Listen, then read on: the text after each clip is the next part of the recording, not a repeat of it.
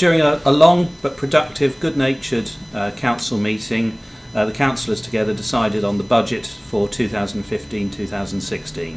We're where we are because the central government has seriously cut back funding to local authorities, including this local authority. In real terms, we are £60 million.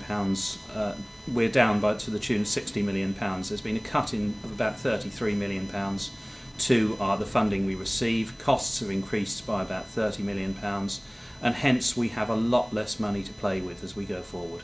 The main priority for us now is to find alternative means of delivering some of the services that the council is obliged to deliver, and that includes some of the statutory services, but a lot of discretionary services. We've got to enter into partnerships and arrangements with other organisations to ensure that we can keep the standards up that the Isle of Wight people are entitled to expect.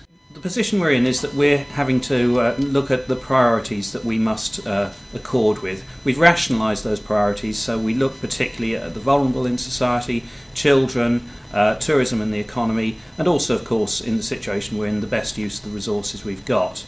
And we have to try and direct our resources as best we can with those priorities in mind. We are investing in this budget. We're putting an extra £500,000 into adult social care and £1.2 million into children's services. As I said last night, one thing we must make sure we do is invest in the future and those who are our future, which are the children. I'm very concerned about the escalating cost of adult social care for the Isle of Wight.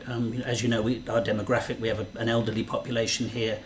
We're keeping people alive for a lot longer. Every time the hospital gets overloaded, at the far end of that, they're out into adult social care, and we're struggling with that. I think that we may well find in the future that we're actually going to need to discover new ways of delivering that whole project, which is the basis of the integration project with health. Because if we don't do that, I think all of those services are going to struggle quite badly. In financial terms, we're always spending more on adult social care year on year than we did previously. But, of course, with the costs spiralling almost to a point where they're out of control, it's very difficult to keep up with that. And within the constrained financial means that we're currently struggling under, it's going to make that increasingly difficult. I'd like to think there are a lot of positives. We've tried to do the best we can with the limited pot we've got. There are going to be things that are unpopular. There are going to be things that people have very vocally said they don't like. But we had to make some very difficult choices last night. What I was very pleased to see was that councillors were all working together to consider those choices, to try and minimise the pain and, as I say, to try and maximise the investment and the good that we can do. I've been involved with the discussions with town and parish councils now for the last 18 months or more, and many of them have been incredibly cooperative.